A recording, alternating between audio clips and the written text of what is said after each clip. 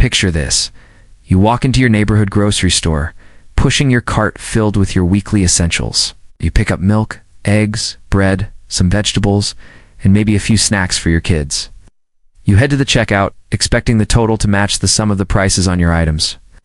But the cashier looks up and says, "We don't have pennies today, so your total will be rounded." You pause. Round what? The exact amount of your groceries? A few cents up or down? You hand over a $20 bill and notice your change is slightly different than usual. At first you think, well, it's just a few cents. But now imagine millions of Americans going through the same experience every day. Those cents add up. They quietly affect your finances, your family's budget, and even the way stores operate. Today, I'll explain why the humble penny is causing a ripple effect across the country, why cash is slowly becoming more expensive to use, and how you can protect yourself from these hidden costs. Cash used to be king in America. For decades, it was the most straightforward way to pay. You hand over exact change, receive exact change, and the transaction is complete. No hidden fees, no surprises. Cash was predictable and fair. Everyone could use it the same way, regardless of income or location. But over the past decade, America has been shifting to a digital-first system. Banks have closed branches, promoted mobile apps, and encouraged online banking. Slowly, without many people noticing, physical money became less critical, while digital payments became the default. Banks play a big role in this shift. Many now operate with limited hours, fewer tellers, and encourage app-based banking. Some even charge fees for services that used to be free in person. These changes subtly push people toward digital transactions, where banks can save money, track payments, and reduce cash handling risks.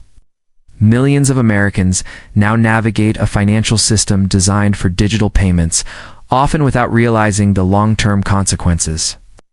Then came a decision that seemed small, but had massive consequences.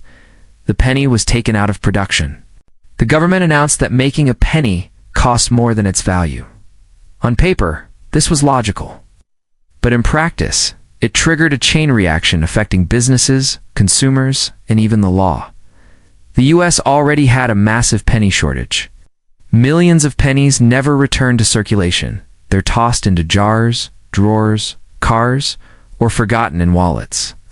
With production stopped, stores could no longer guarantee exact change. Grocery stores, gas stations, pharmacies, convenience stores, and fast food restaurants faced a dilemma.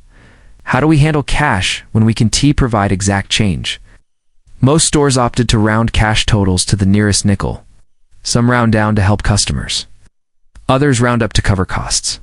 Signs began appearing at checkout, warning customers about rounding policies. While a few cents may seem insignificant, when multiplied by millions of daily transactions, it becomes a real cost for both businesses and families. The rounding issue also created legal complications, especially for SNAP and EBT customers. Federal law requires that these customers pay the same price as cash-paying customers. If cash transactions are rounded but EBT payments are not, stores could be violating the law. Retail associations sent letters to government agencies, requesting guidance on this problem, emphasizing that the penny shortage is not just an inconvenience, it affects millions of low-income Americans nationwide. Meanwhile, inflation has been steadily rising. Grocery bills, gas prices, rent, and utilities have all increased faster than wages over the past few years. Families that once had some savings now live paycheck to paycheck. Even small changes like rounding pennies or credit card processing fees can significantly impact household budgets. Digital payments, while convenient, also come with challenges. For years, businesses absorbed credit card processing fees, which reduced profits, especially on small purchases. Recent lawsuits and regulations now allow businesses to pass these fees directly to customers. That means your credit or debit card may cost extra depending on the type you use. Premium and rewards cards may have higher fees, while some debit cards may also carry small surcharges. So here's the reality for consumers.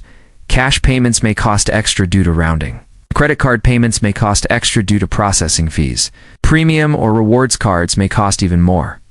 Even a few cents per transaction adds up over time, especially when combined with rising food, gas, and utility prices.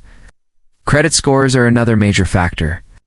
People with lower credit scores pay more interest on car loans, mortgages, and credit cards. Insurance companies can even adjust rates based on credit history. A family with excellent credit may save thousands of dollars per year compared to someone with average or poor credit. Wages are another critical consideration. While costs have skyrocketed, wages have largely remained stagnant. Many full-time workers struggle to maintain the same standard of living they had a few years ago. When you combine rising costs, cash rounding, and higher credit fees, the financial pressure becomes undeniable. Small businesses face unique challenges too. Many operate on razor-thin margins. Rounding cash totals, rising card fees, and higher operating costs force them to either raise prices for everyone or selectively pass costs to card users. Some businesses choose the latter, which creates confusion for customers. A shopper may ask, "Will using cash save me money today, or will it cost more?" These choices can be stressful for families trying to stay within budget. Even tipping has changed. Digital payments often prompt tips for small purchases like coffee or snacks. Combine this with rounding and card fees, and everyday spending becomes more complicated.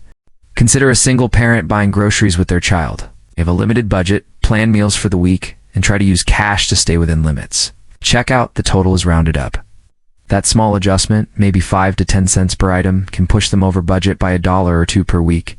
Over a month, that's $8 to $10 money that could have been saved for emergencies, school supplies, or transportation.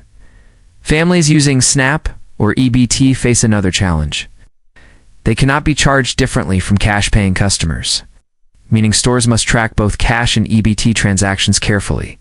Mistakes can create legal risks for stores or delays at checkout, increasing stress for families relying on benefits. The hidden costs don't stop there. Some stores now charge extra for certain credit card brands. Others automatically suggest rounding totals to cover shortages. Customers unaware of these changes can end up paying more simply because they didn't know the rules had changed. So what can you do to protect yourself? First, pay attention. Watch how each store handles payments. Some charge card fees. Others don't. Some round cash totals up. Some round down. Awareness can save real money. Second, improve your credit score. Even modest improvements reduce interest rates, lower fees, and save money across multiple financial areas. Third, budget meticulously. Track every expense, identify areas to save, and plan for unexpected costs. Small adjustments add up over time.